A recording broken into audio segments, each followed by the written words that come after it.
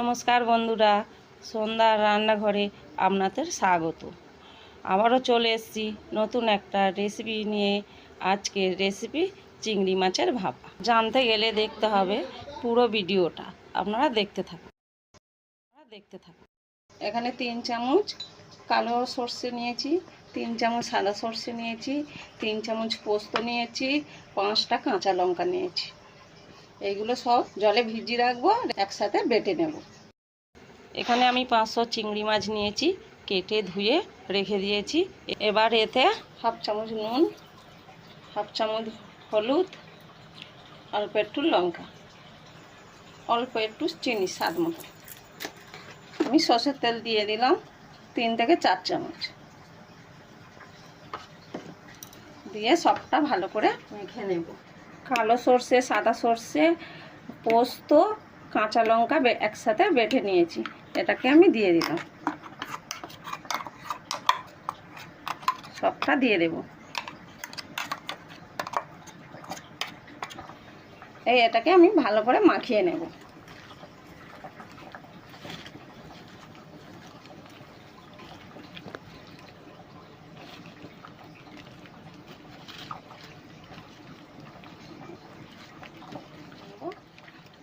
দেখুন মাখা হয়ে গেছে।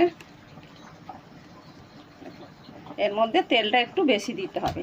ওপর দিয়ে আমি 4টা কাঁচা লঙ্কা দেব। এবার সব চিংড়ি মাছগুলো আমি এই টিফিন বাক্সতে ভরে নেব। সবগুলো এর মধ্যে দিয়ে দিচ্ছি।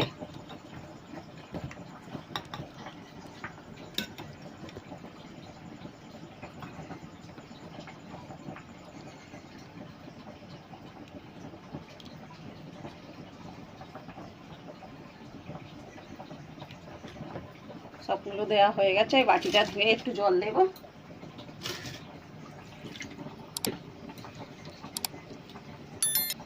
বাটিটা ধুয়ে আমি অল্প একটু জল দিলাম।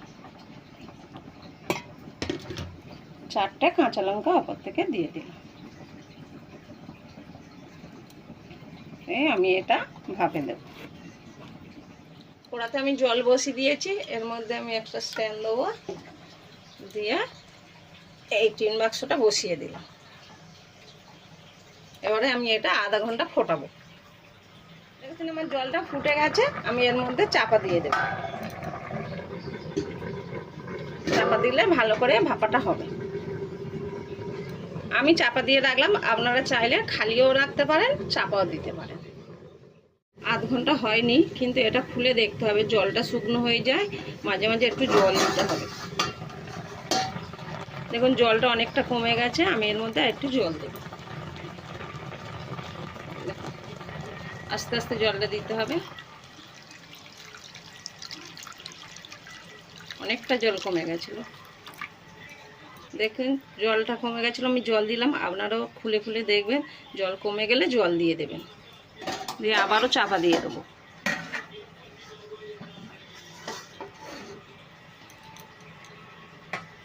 আধ ঘন্টা হয়ে গেছে, এবার আমরা এটাকে খুলে দেখব। দেখুন হয়ে গেছে, আমি বন্ধ করে দিলাম। আর এইটাকে আমি তুলে নেব।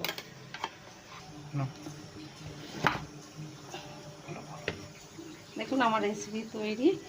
দেখুন কত সুন্দর দেখতে হয়েছে। আমি এটাকে এখন ঢেলে দেখাবো।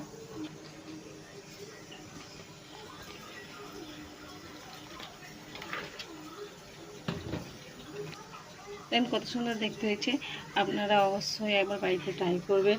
আপনাদের যদি ভালো লেগে থাকে কমেন্টে জানাবেন।